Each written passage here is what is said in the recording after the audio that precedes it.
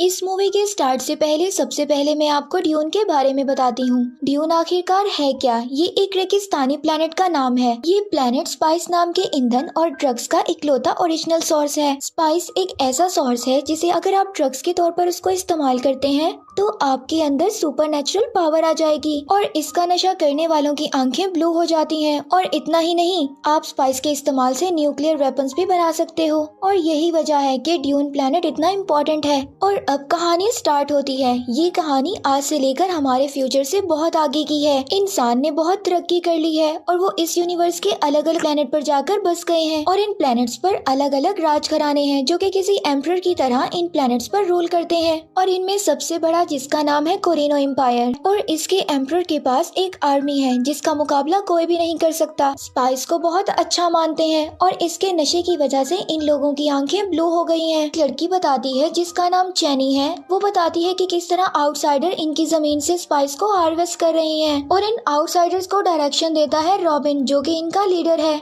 लेकिन फिर अचानक एम्परर के ऑर्डर पर वो लोग इनके प्लेनेट को छोड़ देते हैं।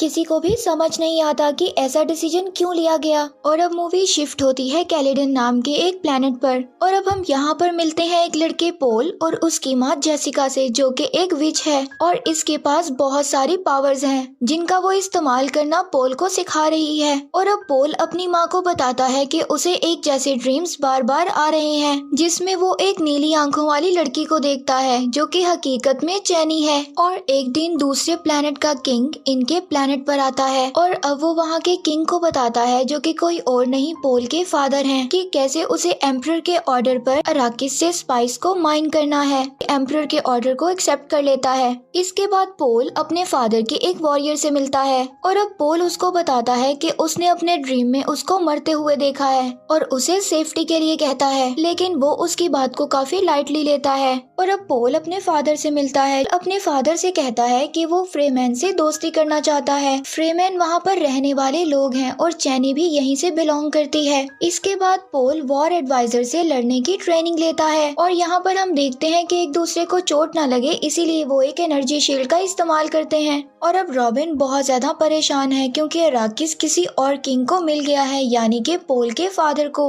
और अब रॉबिन का लीडर उसको समझाता है कि ये सब उनके फायदे के लिए हो रहा है। और अब पोल से यहाँ पर एक औरत मिलने आती है जिसको पोल के ड्रीम्स के बारे में सब कुछ पता चल गया था। अब हमें यहाँ पर इस औरत के आने का मकसद पता चलता है। वो पोल का टेस्ट लेने आई थी और उसको लगता था कि पोल ही वो मसीहा है जिसके बारे में पूरा यूनिवर्स बात कर रहा है। जाते वक्त वो औरत उसकी माँ को बताती है कि अगर ये बात सच है तो पोल के ऊपर बहुत ज्यादा मुसीबतों का पहाड़ टूटने वाला है। और अब वहाँ पर खड़ा पोल ये सब बातें सुन लेता है और पोल की मोम उसको बताती है कि कैसे ये मसीहा बुरे लोगों को खत्म कर कर यूनिवर्स को अच्छा कर सकता है। और अब वो लोग अराकिस जाने की तैयारी करते हैं और जल्द ही ये लोग अराकिस आ जाते हैं। और पोल ये वहाँ पर देखता है कि लाखों लोग उसको मसीहा समझकर वहाँ पर देखने आए हैं। पोल की मोम को लगता है कि ये खबर शायद उसी औरत ने फैलाई है। जल्द ही ये लोग नई सिटी में पहुँच जाते हैं जहाँ पर पोल के फादर स्पाइस की माइनिंग का काम शुरू करने का ऑर्डर देते हैं। यहाँ पर पोल को पता चलता है कि इस रेगिस्तानी प्लेनेट पर सैंड वॉर्म्स भी रहते हैं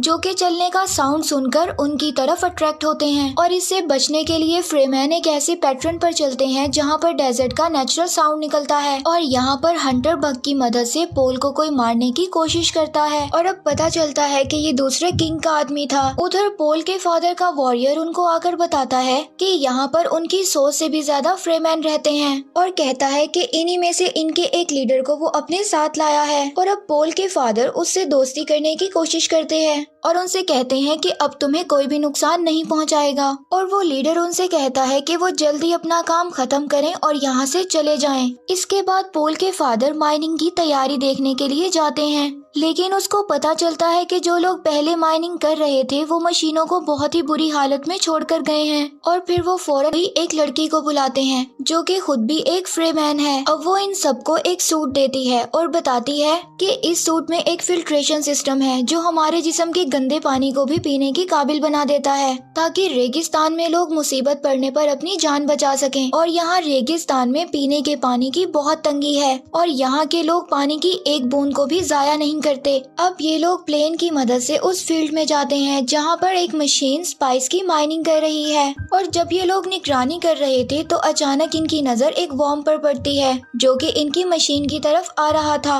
और पोल के फादर अचानक ये फैसला लेते हैं और अपने प्लेन को नीचे उतारते हैं ताकि वो मशीन में फंसे लोगों की मदद कर सकें।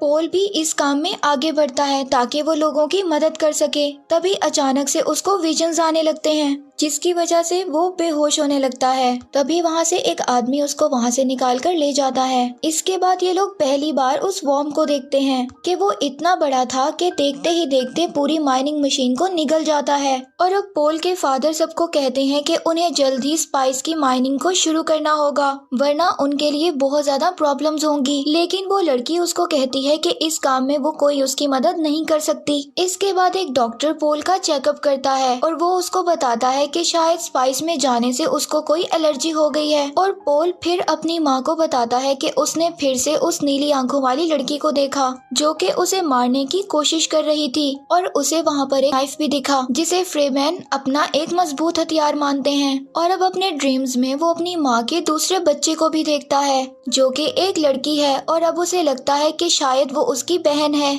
और अब नेक्स्ट सीन में बैरन अपनी आर्मी को लेकर अराकिस पर हमला करने के लिए आगे बढ़ता है। इधर वो डॉक्टर पोल और उसके फादर को कुछ दवाइयाँ देता है ताकि उनको अच्छे से नींद आ सके। और जब पोल के फादर की आंख खुलती है तो वो देखता है कि एक मेड उसके पास इंजर्ड है। इससे पहले वो कोई एक्शन लेता उसकी शील्ड को तोड़कर एक निडल उसको आकर लग जाती है। और यहाँ उसको समझ में आता है कि ये सारा काम उस डॉक्टर का है और ये बैरन के साथ हो गया है। और अब वो डॉक्टर पोल के फादर की रिंग उतार लेता है और उसको पोल तक पहुँचाने का वादा करता है। और अब उसको वो एक नकली दांत लगाते हुए कहता है कि इस दांत में जहर भरा हुआ है। वो जब भी बैरन से मिले तो इस दांत को पीसकर इसकी हवा से वो बैरन को मार सकता है। इधर पोल के आदमियों को बैरन के हमले का पता चल जाता है और वो पूरी ताकत से इनसे लड़ने के लिए आगे बढ़ते हैं। लेकिन वो आर्मी के आगे कमजोर पड़ जाते हैं। पोल को बचाने के लिए उसका सिपाही आगे बढ़ता है लेकिन वो देखता है पोल अपनी जगह पर नहीं है और पोल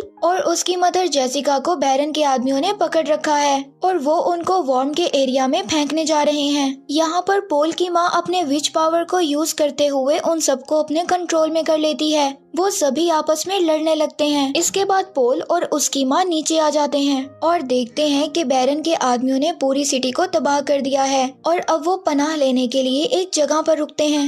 इधर डॉक्टर बैरन से अपनी वाइफ को छोड़ने के लिए कहता है लेकिन बैरन डॉक्टर को भी मार देता है। अब बैरन पोल के फादर के पास जाता है। पोल के फादर उसी दांत की मदद से अपने मुंह से एक जहरीली गैस निकालते हैं जिसकी वजह से बैरन और उसके आदमी मर जाते हैं। अब कुछ लोग वहाँ पर गैस को साफ करने के लिए आते हैं और वो देखते हैं कि बैरन ऊपर दीवार से चिपका हुआ है और वो अभी भी जिंदा है। और अब इधर रेगिस्तान में पोल को डॉक्टर के बैग से अपने फादर की रिंग मिलती है और वो ये बात समझ जाता है कि उसके फादर अब इस दुनिया में नहीं रहे। तभी उसको एक और विजन आता है और वो देखता है कि वो उस लड़की के साथ मिलकर एम्परर की आर्मी से मुकाबला कर रहा है। इस विजन से वो ये समझता है कि शायद ये फ्यूचर में आने वाले वॉर की कोई निशानी है। अब वो उस जगह से बाहर निकलते हैं जहाँ पर उन्होंने रात को पनाह ली थी और उनका वही सिपाही उनको ढूंढता हुआ वहाँ पर आ जाता है। वो उनको बताता है कि डॉक्टर के बैग में एक ट्रैकिंग डिवाइस था जिसकी मदद से मैंने तुम लोगों को ढूंढ लिया और बताता है कि वो लड़की भी अब मदद करने के लिए तैयार हो गई है। इसके बाद वो उस लड़की के लैब आते हैं जो कि उन्हें बताती है कि ये एक टेस्टिंग लैब है। यहाँ पर पोल उसको कहता है कि वो अपने फादर की बात को मानेगा और फ्रीमैन के साथ दोस्ती कर उन्हें अपने साथ मिलाएगा जिससे कि वो साथ मिलकर एम्परर के खिलाफ लड़ सकें। और यहाँ पर एम्परर की आर्मी ने उन लोगों को ढूंढ लिया था। वो सिपाही भी मारा गया था और अब पोल को जो ड्रीम्स आते थे उसका एक ड्रीम पूरा हो जाता है। अब पोल और उसकी माँ उस लड़की के साथ मिलकर एक सुरंग की तरफ जाते हैं जहाँ पर वो लड़की बैरन के आदमियों का मुकाबला करने के लिए चली जाती है। और अब वो एक डिवाइस को जमीन में लगाती है जिसे वो वॉर्म्स को अट्रैक्ट कर सके और तभी बैरन के आदमी वहाँ पर आ जाते हैं। इससे पहले वो कुछ कर कर पाते वॉर्म्स वहाँ पर आ जाता है और वो उस लड़की के साथ साथ उनको भी निगल जाता है कि माँ हेलीकॉप्टर की मदद से आगे बढ़ रहे होते हैं। तभी कुछ लोग उनका पीछा करते हैं। वो उनसे बचने के लिए एक सैंडस्टॉर्म में दाखिल हो जाते हैं जिससे उनका हेलीकॉप्टर क्रैश हो जाता है। और अब नेक्स्ट सीन में हम बहरन को देखते हैं। रेवन उसको बताता है कि पोल और उसकी माँ सैंडस्टॉर्म में मारे गए। बहरन अब सभी फ्रेमैन को भी मारने का ऑर्डर देता है और अब आगे पोल और उसकी माँ हेलीकॉप्टर से मिले स्टील सूट को पहन लेते हैं और अपने उसी सिपाही के कंपास की मदद से कबीले को ढूंढ लेते हैं। और तभी वॉर्म तेजी से उनकी तरफ आगे बढ़ने लगता है। इससे पहले वो उनको निगलता वो अचानक रुक जाता है क्योंकि उसे उसी डिवाइस का साउंड सुनाई दे रहा था।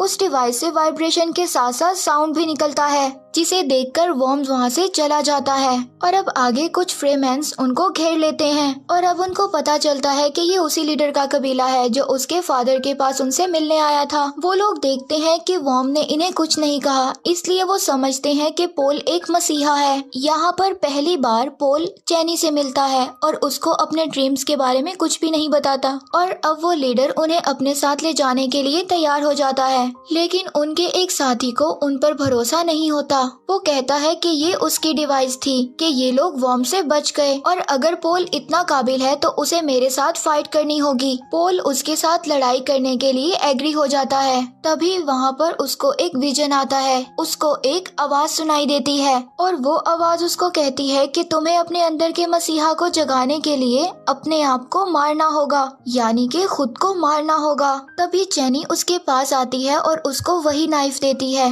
वैसे ही जैसा उसने अपने ड्रीम में देखा था। चैनी उसको कहती है कि वो उसको कोई भी मसीहा नहीं मानती। वो ये नाइफ उसको इसलिए दे रही है कि वो एक वॉरियर की मौत मर सके। यहाँ पर ये लोग फाइट करने लगते हैं और पोल उसको काबू कर पीछे हटने को कहता है, लेकिन वो लीडर पोल को कहता है कि ये लड़ाई तुम दोनों के किसी एक के मरने पर ही खत्म होगी। वहाँ पर पोल की माँ उसको बताती है कि पोल कोई कातिल नहीं है, उसने आज तक कभी किसी को नहीं मारा। पोल समझ जाता है कि वो आवाज उसे अपने आप को बदलने के लिए कह रही थी। इसके बाद वो उस आदमी को मार देता है और फ्रेमैन के कबीले को अपने इरादे बताता है कि वो किस तरह उन लोगों के साथ मिलकर एम्परर की आर्मी से लड़ना चाहता है। वो लोग उसकी बात से एग्री होकर अपने कबीले की तरफ बढ़ने लगते हैं। अब वो थोड़ा आगे जाकर एक फ्रेमैन को वॉर्म की सवारी करते हुए देखते हैं और चैनी उससे कहती है कि ये सिर्फ स्टार्ट है और यहीं पर स्टोरी एंड हो जाती है।